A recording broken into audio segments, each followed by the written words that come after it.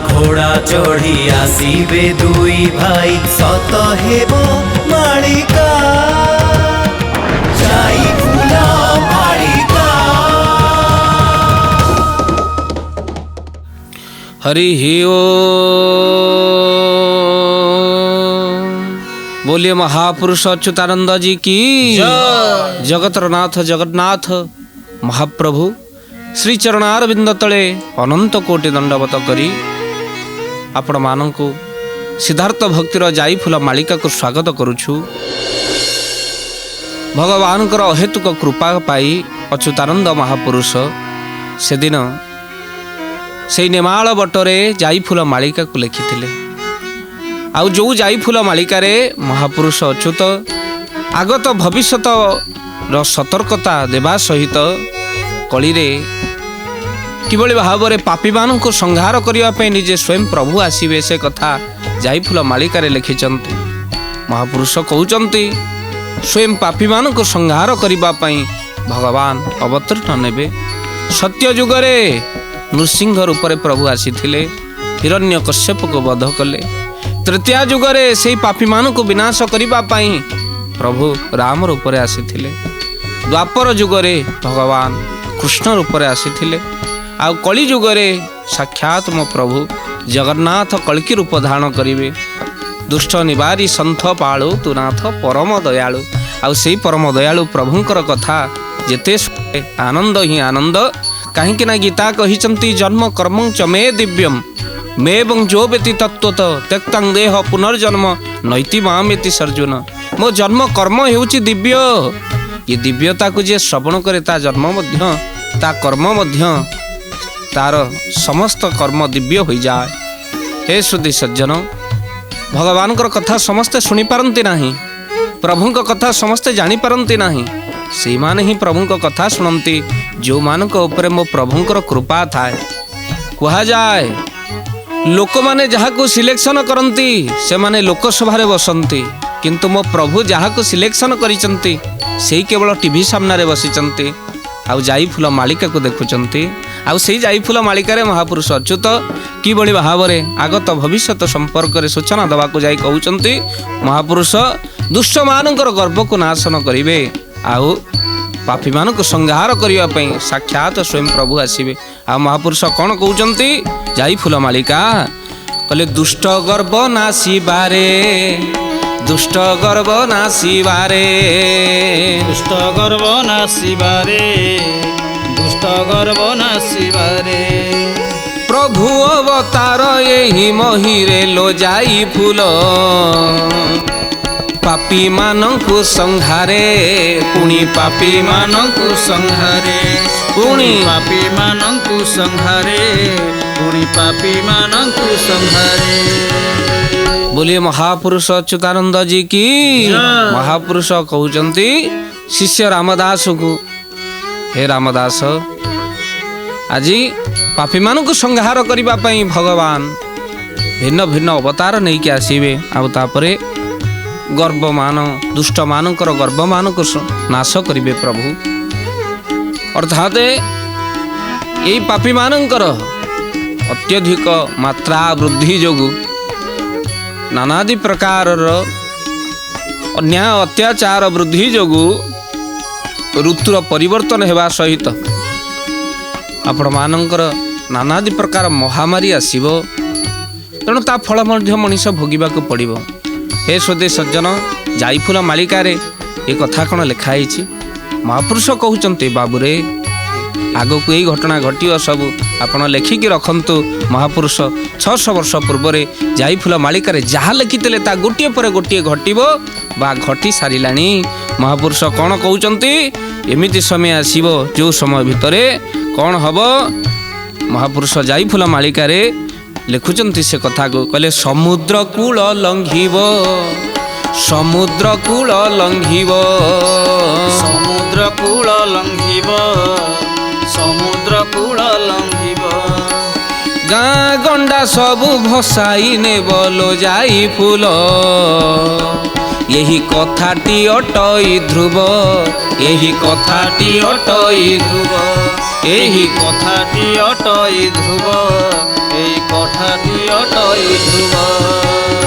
बोलिए महापुरुष अच्युतानंद जी की जय। समुद्र कूल लंघिब आगकू गाँ गंडा सबू जलमग्न हो आउ ये कथा अच्युत कहते बाबूरे कथा मोर ध्रुव बा सत्य। नासा एबे कहूची जे पारादीप आपणकर 21 मसीहारे पारादीप समुद्र माड़ी आसीब, पारादीप संपूर्ण रूपे बुड़ीजीव। किंतु एबे कहिलानी नासा, किंतु केबेठु महापुरुष कहउचंती समुद्र कूल लंबिब गाँ गंडा सबू भसाई नेब। हे सुधी सज्जन, अमेरिकार रिसर्च सेंटर रे आपण जानिचंती जो महाकाश गवेषणा केंद्र नासा कथा आम्भे माने आपण को कहूचु।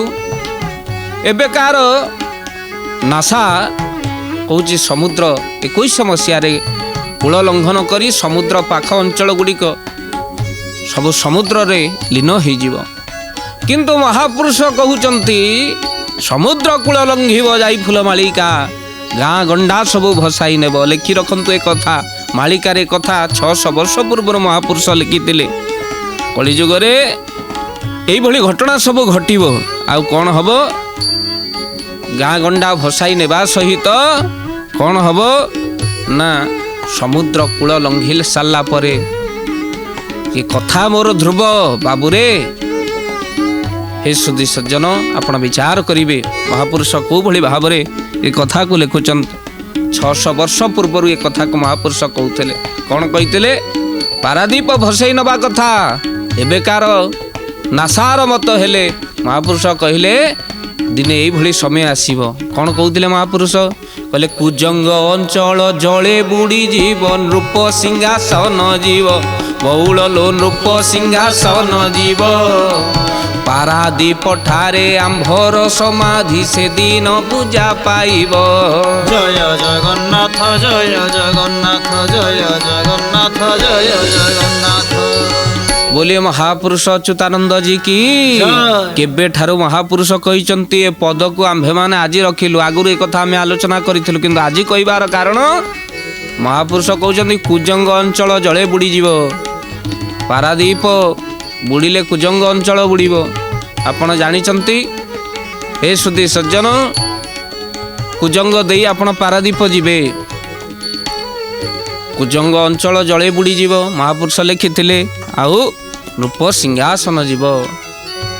आपण माने विचार करिवे कलिजुगर कराल गति रे अच्युत महापुरुष एबे नासा कहिले, किंतु 600 वर्ष पूर्वरु महापुरुष कथा मालिका शास्त्र रे लिखिचंती। नासा कहूची बरफ तरली जीव, तापमात्रा बढ़ी गले बरफ तरली जीव। 50 वर्ष रे जेतिकी गरम हेउतिला पूर्वरु 50 वर्ष पूर्वरु एबे 10 वर्ष रे प्रति 10 वर्ष रे सेतिकी गरम तापमात्रा वृद्धि होछि। प्रति 50 वर्ष परे जेतिकी तापमात्रा वृद्धि होउतला एबे प्रति 10 वर्ष रे सेतिकी वृद्धि होछि। हे सुधी सज्जन, नाना आदि प्रकार कल कारखाना आमे माने अंगारकाम्ल गैस एते परिमाण वृद्धि होउछि। आम परिवेश को आमे नष्ट करुचे, वृक्ष काट चलीची, गछ हणा चलीची। सेहिति पई तो एभली भाव दुर्विपाक आग को भयंकर विपत्तिर सूचना। नासा एबे कहिलानी पारादीप बुड़ी जीव बोली, किंतु महापुरुष केबे ठारू लिखिचंती। नासा कहूची 70 वर्ष परे जीव जगत नथिबो, किंतु मालिका कहूची जीव जगत हे सुधी सज्जन ता पूर्वरु नष्ट हो जाइथिबो। अर्थात अन्याय अत्याचार ये भाव आमर बढ़ी चली 70 वर्ष पर्यंत आउ जीव नाही। हे सुधी सज्जन, से कथा आम्भे माने आपण मानकु कहबू से कथा। हे सुधी सज्जन, कहीं कथा कहूचु आज नासा कहिची गवेषणारू जना पड़ी जे तापमात्रा वृद्धि हम उत्तर मेरु दक्षिण मेरु रे थिबा जो बरफ तरली जीव तापमात्रा वृद्धि जोगु कैलिफोर्निया ऑस्ट्रेलिया रो जंगल रे मध्य निया लिभु नाही। आपण जानिचंती हजार हजार निरीह पशु गुड़ाक ऑस्ट्रेलिया रो जंगल रे पोड़ी हो जाउचंती। ତାପମାତ୍ରା ବୃଦ୍ଧି ଯୋଗୁଁ ହଠାତ୍ ଜଙ୍ଗଲର ନିଆଁ ଲିଭି ପାରୁନାହିଁ। ସେ ତାପମାତ୍ରା ବୃଦ୍ଧିର କାରଣ କ'ଣ? ଏ କଳକାରଖାନା, ଅତ୍ୟଧିକ ଅଙ୍ଗାରକାମ୍ଳର ବୃଦ୍ଧି, ତା ସହିତ ଗାଡ଼ି ମଟର ବୃହତ୍ ପରିମାଣରେ ଚାଲିବାର ବହୁତ ପରିମାଣ, ଯେତେ ରାସ୍ତା ବଢ଼ୁଛି ସେତେ ଗାଡ଼ି ବଢ଼ୁଛି। ଏଇଭଳି ଭାବରେ ଆମେ ତ ଖୋଜି ବାଟ ଚାଲିକି ଆଉ ଯାଇପାରୁନୁ। ହେ ସୁଧୀ ସଜ୍ଜନ, ଯୁଆଡ଼େ ଯିବା ଗାଡ଼ି ଟିକେ ନ ଧୋଇଲେ ହେବ ନାହିଁ। ତେଣୁ ଏଇଭଳି ଭାବରେ ତୈଳ ସଙ୍କଟ ମଧ୍ୟ ଆଗକୁ ଦେଖାଯିବ। ମନେ ରଖିଥାନ୍ତୁ, ତୈଳ ସଙ୍କଟ ଦେଖାଯିବ। ମହାପୁରୁଷ କହୁଛନ୍ତି ଏଇଭଳି ଭାବରେ ବରଫ ତରଳିବା କଥା 600 ବର୍ଷ ପୂର୍ବରୁ ମହାପୁରୁଷ ତାକୁ ଲେଖିଛନ୍ତି। ସେ ପଦକୁ ଆପଣମାନଙ୍କ ଆଗେ ରଖିବୁ। ଆଉ ଯେଉଁ ପଦକୁ ଶୁଣି ସାରିଲା ପରେ ଆପଣମାନେ ନିହାତି କହିବେ ମାଳିକା ଯାହା କହିଥିଲା ତାହା ଗୋଟିଏ ପରେ ଗୋଟିଏ ସତ୍ୟ ହେଉଛି। ଏବେ ନାସା କହୁଛି ହିମଗିରି ତରଳିବ ବା ବରଫ ତରଳିବ। ଉତ୍ତର ମେରୁ ଦକ୍ଷିଣ ମେରୁରେ ଥିବା ବରଫ ତରଳିଲେ ତାପମାତ୍ରା ବୃଦ୍ଧି ଯୋଗୁଁ ଯେଉଁ ତରଳିବ ତାହା ସମୁଦ୍ର ଜଳପତନକୁ ବୃଦ୍ଧି କରାଇବ। କିନ୍ତୁ ମହାପୁରୁଷ କ'ଣ କହୁଛନ୍ତି? ସେ ପଦକୁ ଆମ୍ଭେମାନେ ଆପଣମାନଙ୍କ ଆଗରେ ରଖିବୁ, ଯାହା ଏବେକାର ନୁହଁ, ସେବେକାର ଲେଖା। ମହାପୁରୁଷ କ'ଣ କହୁଛନ୍ତି? କହିଲେ ଅଗ୍ନି ବର୍ଷା ହେବ, ତାପ ବୃଦ୍ଧି ହେବ, ହିମଗିରି ତରଳିବ, ବଉଳଲୋ ହିମଗିରି ତରଳିବ, ସମୁଦ୍ର ଲଙ୍ଘିବ, ବହୁ ବୃଷ୍ଟି ହେବ, ଜଳେ ସର୍ବନାଶ ଯିବ। ଜୟ ଜଗନ୍ନାଥ, ଜୟ ଜଗନ୍ନାଥ, ଜୟ ଜଗନ୍ନାଥ, ଜୟ ଜଗନ୍ନାଥ। बोले महापुरुष अच्युतानंद जी की। अग्नि वर्षा हेब, ताप वृद्धि हेब, हिमगिरी तरलिब। हिमगिरी कहले बरफ गिरी जो उत्तर मेरु दक्षिण मेरु रे रहिचंती ताहा तरली जीव। आउ अग्नि वर्षा हेब, एमिति आपण माने गरम, असह्य गरम, जेमिति लागिव धरी निहारे जेमिति शरीर पोड़ी जाउची सेही भली हबो। बिना फैन रे आपण रही परिबे नाही। शीत दिने आपण फैन चलै रहिबे, अंशुघात हबो। आउ तो सहित पदा को बाहर लोक सी घर को फेर कि नहीं, असह्य जंत्रणा छटपट हम ता सन्देह। कहीं एभली परिस्थिति आग को उपजीव। आम सुविधार चलवा किंतु केते असुविधा को वर्ण करुचे कलकारखाना द्वारा। ताहा मध्य महापुरुष कहउचंती अग्नि वर्षा हेब, आउ ताप वृद्धि हेब। ताप एभली बढ़ीजीव, हिमगिरी तरलिब, बरफ तरलिबा परे समुद्र लंघिब, समुद्र जलपतन वृद्धि हेब, आउ बहुवृष्टि हेब, आउ जले सर्वनाश जीव। जलरे समस्त गाँ गंडा सब भासी जीव। हे सुधी सज्जन, महापुरुष ए कथा को 600 वर्ष तले लिखिथिले। आज जहा अमेरिकार महाकाश गवेषणा केंद्र नासा कहिलाणी 21 मसीह समुद्र पारादीप को ध्वंस करदेव बा जलस्तर वृद्धि जोगु समुद्र माड़ी आसीब। किंतु आम महापुरुष केते आगत द्रष्टा देखंतु भविष्यवाणी करथिले एभली घटना मध्य घटिबो।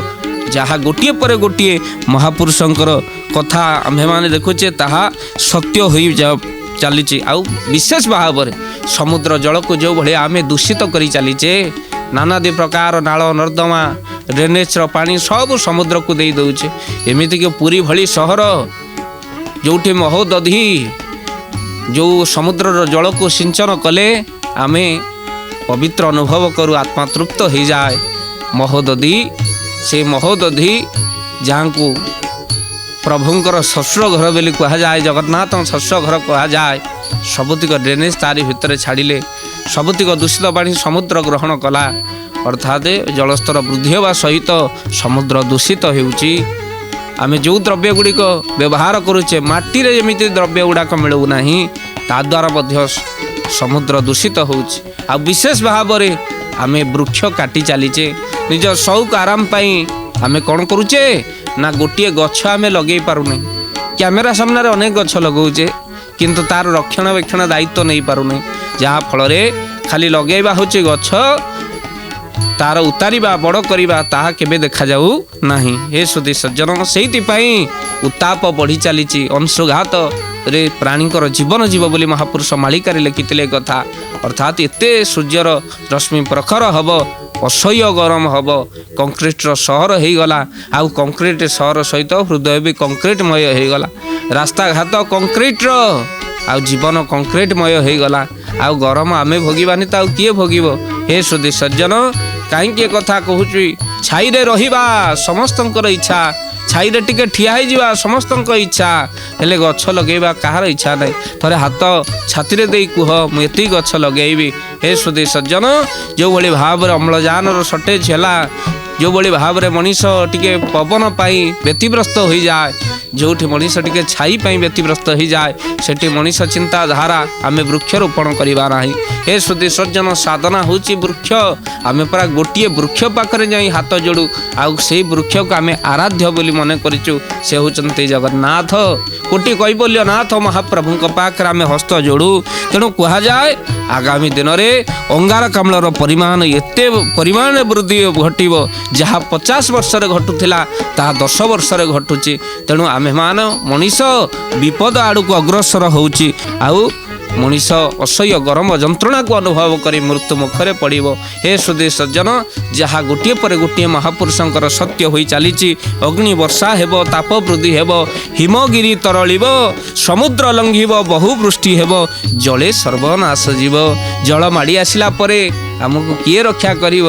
ଗୁଣ୍ଡାଗର୍ଦି ଆମେ ଦେଖାଉଛେ, ଧରାକୁ ସରା ମନେ କରୁଛେ। ଯେତେବେଳେ ଏଇ ଉଚ୍ଚ ସ୍ତରରେ ନଡ଼ିଆ ଗଛ ଉଞ୍ଚା ପାଣି ଆସିବ, ସେତେବେଳେ ଆମକୁ କିଏ ରକ୍ଷା କରିପାରିବ? ସବୁ ଦମ୍ଭ ଅହଙ୍କାର, ଯେଉଁ ପ୍ରାସାଦ ଆମ ବନେଇଛେ ସବୁ ମାଟିରେ ମିଶିଯିବ। ତେଣୁ ସେଇ ପ୍ରଭୁ ଜଳ ଆସିବା ପୂର୍ବରୁ ସେଇ ଜଳ ଶୟନକାରୀ ନାରାୟଣଙ୍କୁ ଭଜନ କର, କୀର୍ତ୍ତନ କର। ବାବୁରେ, ଜୀବନର ଗତି କେବଳ ସେଇ ନାରାୟଣ, ଜୀବର ଗତି ସେଇ ପରମାତ୍ମା। ଏଇ କଥା କହୁଛନ୍ତି ମହାପୁରୁଷ। ଜୀବନରେ ତାଙ୍କ ଛଡ଼ା ଅନ୍ୟ ଗତି ନାହିଁ, ଆଉ ଜୀବନରେ ତାଙ୍କ ଛଡ଼ା ଲାଭ ବି କିଛି ନାହିଁ। ତେଣୁ ଯଦି ଭଜିବାକୁ ଚାହୁଁଛୁ, ଟିକେ ସେ ଅଭୟ ଚରଣକୁ ଚିନ୍ତା କର, କାହିଁକି ନା ସେଇ ହେଉଛନ୍ତି ଗତି, ସେଇ ହେଉଛନ୍ତି ମୁକ୍ତିଦାତା। ହେ ସୁଧୀ ସଜ୍ଜନ, ନାନାଦି ପ୍ରକାର ବିପତ୍ତି ଆସିବା ପୂର୍ବରୁ ଟିକେ ଶ୍ରୀପତିକୁ ଭଜନ କର। କଳିଯୁଗରେ ଯେବେ ପଡ଼ିବ ବିପତ୍ତି ମନେ ପଡ଼ନ୍ତି ଶ୍ରୀପତି, କିନ୍ତୁ ଆଗରୁ ଟିକେ ଶ୍ରୀପତିଙ୍କୁ ଭଜନ କର, କାହିଁକି ନା ଜୀବନେ ତାଙ୍କ ବିନା ପ୍ରକୃତରେ ଜୀବନର ଗତି ନାହିଁ, ଆଉ ତାଙ୍କ ବିନା ଜୀବନର ମୁକ୍ତି ନାହିଁ। ତେଣୁ ଯାଇ ଫୁଲ ମାଳିକା ଆମକୁ ସିଧାସଳଖ ଶିଷ୍ୟ ରାମଦାସଙ୍କୁ ମାଧ୍ୟମ କରି ଗୁରୁ ଶ୍ରୀ ଅଚ୍ୟୁତ କହୁଛନ୍ତି, ତୁମେ ସେ ଅଭୟ ପଦ୍ମପାଦଙ୍କୁ ଭଜନ କର। ଆଉ ସେ ଅଭୟ ପଦ୍ମପାଦକୁ ଭଜନ କଲେ ତୁମର ଗତି ମୁକ୍ତି ପ୍ରଦାନ କରିବେ ଭଗବାନ। ଆଉ ଗତି ମୁକ୍ତି ପ୍ରଦାନ କଲେ, ହେ ସୁଧୀ ସଜ୍ଜନ, ଆଉ ଯେତେବେଳେ ନାମକୁ ଆଶ୍ରା କରେ, ନାମର ଡଙ୍ଗାରେ ବସି ସିଏ ଅଥଳ ସାଗରକୁ ମଧ୍ୟ ପାରି ହେଇଯାଏ। ତେଣୁକରି ଅଚ୍ୟୁତ କହୁଛନ୍ତି, ହେ ପ୍ରଭୁ, ମୁଁ କାହୁଁ ତୁମ ସେ ନାମକୁ ଜାଣିବି? କେତେ ଦୀନତା, ଛୋଟିଆ ଟିକେ ଜ୍ଞାନ ହାସଲ ଆମେ କରିଥିବା କି ନାହିଁ? ଆମେ ପର୍ବତ ଭଳି ନିଜକୁ ମଣୁଛେ ମହାଜ୍ଞାନୀ। ହେ ସୁଧୀ ସଜ୍ଜନ, ସଂସାର ଭିତରେ ଯେତିକ ଜ୍ଞାନୀ ଅଛନ୍ତି, ଭାଗବତ କହିଲେ ଭକ୍ତ ଉପରେ ଯେତେ ଦୟା, ଆଉ ଜ୍ଞାନୀ ପାଇବେ କାହିଁ ତାହା। ପ୍ରଭୁ ଭକ୍ତ ଉପରେ ଯେତେ ଦୟା କରିଛନ୍ତି, ଜ୍ଞାନୀ ଉପରେ କରିନାହାନ୍ତି। ହେ ଭକ୍ତ ବନ୍ଧୁ, ଭକ୍ତ କିଛି ଜାଣେ ନା କେବଳ ପ୍ରଭୁଙ୍କ ଛଡ଼ା। ଆଉ ଜ୍ଞାନରେ ସବୁ କିଛି ଜାଣିବାକୁ ପଡ଼େ, କିନ୍ତୁ ଜ୍ଞାନୀ ଦେହ ଛାଡ଼ିଲା ପରେ ପ୍ରଭୁଙ୍କ ପାଖରେ ଲୀନ ହେଇଯାଏ। କିନ୍ତୁ ଭକ୍ତ ଦେହ ଭିତରେ ଥିଲାବେଳେ, ଦେହରେ ଥିଲାବେଳେ ଭଗବାନ ଭକ୍ତ ପାଖକୁ ଆସନ୍ତି, ଅର୍ଥାତ୍ ସିଏ ଦେହ ଛାଡ଼ିବା ପୂର୍ବରୁ ଭଗବାନଙ୍କ ସହିତ ତାର ଭେଟ ହେଇଯାଏ। ସେ ଅପୂର୍ବ ଆନନ୍ଦ ପ୍ରାପ୍ତି କରେ ଭଗବାନଙ୍କ ପାଖରୁ। ହେ ସୁଧୀ ସଜ୍ଜନ, ସେ ମୁଖକୁ ଅନେଇ ପ୍ରଭୁଙ୍କର, ଠାକୁରଙ୍କର ସେଇ ନୟନକୁ ଅନେଇ ନିଜ ନୟନରେ ଧାର ଧାର ଲୁହ ଗଡ଼ାଏ। ଆଉ ଠାକୁରଙ୍କର ଦିବ୍ୟ ରୂପକୁ ଦେଖି ଦେଖି ସେ ଦେହ ଛାଡ଼େ। ତାକୁ ହିଁ କହନ୍ତି ଭକ୍ତ। ଜ୍ଞାନୀ ଯାହା ଭାଗ୍ୟରେ ପ୍ରାପ୍ତି କରିପାରେ ନା। ଜ୍ଞାନ ରହିବା ଭଲ, କିନ୍ତୁ ଜ୍ଞାନର ଅହଙ୍କାର ମଣିଷକୁ ନାଶ କରିଦିଏ। ମୋଠୁ କେହି ଭଲ ବୋଲିଲା ବାଲା ନାହାନ୍ତି, ମୋଠୁ ବଜେଇଲା ବାଲା ନାହାନ୍ତି, ମୋଠୁ ଭଲ କେହି ନାହାନ୍ତି, ମୋଠୁ ଏଇଭଳି ଭାବନା ଆସିଲା ଭଳି। ହେ ସୁଧୀ ସଜ୍ଜନ, ଅଭିରାମ ଠାକୁର କହିଛନ୍ତି, ଗର୍ବ କର, ହେଲେ ଗର୍ବ ଛାଡ଼ି ଗର୍ବ କର, ମୁଁ ନିତ୍ୟ ଦାସ କୃଷ୍ଣର। ସବୁବେଳେ ଏଇ ଗର୍ବ କର। କିନ୍ତୁ ମହାପୁରୁଷ ଅଚ୍ୟୁତ ଆଜି କେତେ ନିଜକୁ ଦୀନତା କରି କହୁଛନ୍ତି, ପ୍ରଭୁ ତୁମ ନାମ ମୁଁ କ'ଣ ଜାଣିବି? ପ୍ରଭୁ ତୁମ୍ଭ ନାମ କାହୁଁ ଜାଣିବି, ପ୍ରଭୁ ଜଗ ଜୀବନ ପ୍ରକୃତି ମୋତେ ଭୁଲାଇଲା, ସୁଧା ରସ ଆପ୍ୟାନ। গোবিন্দ গোবিন্দ গোবিন্দ ভজ রাধে গোবিন্দ, গোবিন্দ গোবিন্দ গোবিন্দ ভজ রাধে গোবিন্দ। बोलिए महापुरुष अच्युतानंद जी की। अच्युत महापुरुष कहते कहले, प्रभु तुम्भ नाम कहीं जानिबी। प्रभु हे जगत जीवन, हे प्राण, हे जगन्नाथ, ତୁମ ନାମ କାହୁଁ ଜାଣିବି? ପ୍ରକୃତି ମୋତେ ତ ଭୁଲାଇ ଦେଇଛି।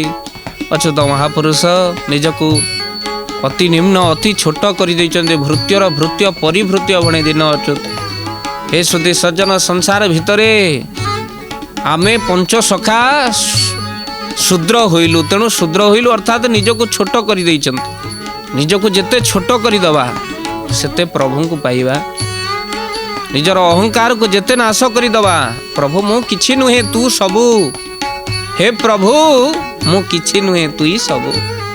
କାହିଁକି ନା ଆମେ ଜାଣିଛେ ସଂସାର ଭିତରେ ଏଠି ରହେ ନା କାହାରି ତାଙ୍କ ଇଚ୍ଛା ବିନା ବୃଥା ବାହାଦୁରୀ। ଏଠି କାହାର ଗର୍ବ ରହେ ନା, ତାଙ୍କ ଇଚ୍ଛା ବିନା ସବୁ ବୃଥା ବାହାଦୁରୀ। ହେ ସୁଧୀ ସମାଜ, ଦର୍ଶକ ବନ୍ଧୁ, ଭକ୍ତ ବନ୍ଧୁ, ଆପଣମାନଙ୍କୁ ନିବେଦନ କରିବି, ଅଚ୍ୟୁତଙ୍କୁ ଯଦି ଆପଣ ଭଲ ପାଆନ୍ତି ଟିକେ ଅଷ୍ଟଗୁଜରୀ ପାଠ କରିବେ। ମହାପୁରୁଷଙ୍କର ଇଏ ହେଉଛି ପ୍ରାଣ। ଆଉ ଯେଉଁ ଅଷ୍ଟଗୁଜରୀରେ ଭଗବାନ ମଧ୍ୟ ବର୍ଷ ହେଇଯାଆନ୍ତି ଏତେ ଭାବରେ ଲେଖା ହେଇଛି। ସେଇଥିପାଇଁ ତ ଆରମ୍ଭ ଦାଡ଼ି ଭାବ ବିନୋଦିଆ ଠାକୁର ଭକ୍ତ ବତ୍ସଳ ହରି। ସେ ଅଷ୍ଟଗୁଜରୀ ଟିକେ ପାଠ କରିବେ। ମହାପୁରୁଷ ଏ କଥାକୁ ଶୁଣନ୍ତି। ହେ ସୁଧୀ ସଜ୍ଜନ, କ'ଣ କହିଲେ ମହାପୁରୁଷ? ବଡ଼ ସୁନ୍ଦର ଭାବରେ କହିଛନ୍ତି। କହିଲେ ପତିତ ପାବନ ବାନା ଯେ ଯହୁଁ ଶୁଣିଲି ତୋର, ଦିନ ଅଚ୍ୟୁତ ଯେ ଭଣଇ ତେଣୁ ଭରସା ମୋର। গোবিন্দ গোবিন্দ গোবিন্দ ভজ রাধে গোবিন্দ, গোবিন্দ গোবিন্দ গোবিন্দ ভজ রাধে গোবিন্দ। बोले महापुरुष अच्युतानंद जी की। बोले प्रभु तुम्हारी ये पतित पावन बाना कथा जिते बड़े मु शुणिली, तुम्हें पतित को तार बोली ए कथा जिते बड़े शुणिली, महापुरुष अच्युत कहते प्रभु यही कथा को जानी सारिबा परे मु आपणक चरण रे शरण जाइछि प्रभु। काहेकि ना मु दिन हेले तुम्हें होच दीन बंधु। प्रभु आपण परा कृपार सिंधु। मु जदि प्रभु हुए अपराधी आउ तुम्हें होच क्षमार बारिधि। प्रभु मु जदि हुए पापी जन तुम्हें होच पतित पावन।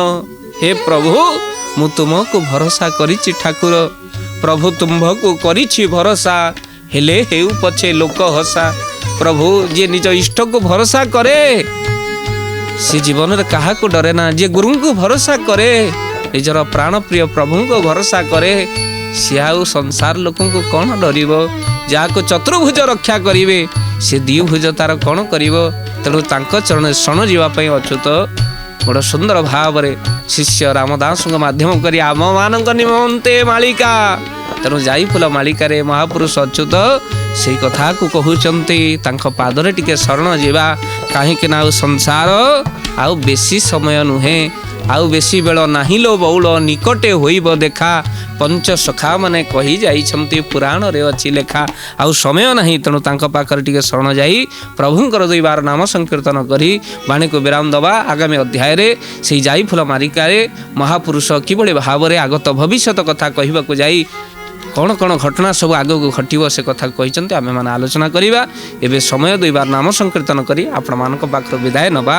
ओम कृष्ण मधुसूदन वासुदेव जनार्दन, ओम कृष्ण मधुसूदन वासुदेव जनार्दन, ओम कृष्ण मधुसूदन वासुदेव जनार्दन, ओम कृष्ण मधुसूदन वासुदेव जनार्दन, ओम कृष्ण मधुसूदन वासुदेव जनार्दन, ओम कृष्ण मधुसूदन वासुदेव जनार्दन, ओम कृष्ण मधुसूदन वासुदेव जनार्दन, ओम कृष्ण मधुसूदन वासुदेव जनार्दन। बोलिए महापुरुष अच्युतानंद जी की।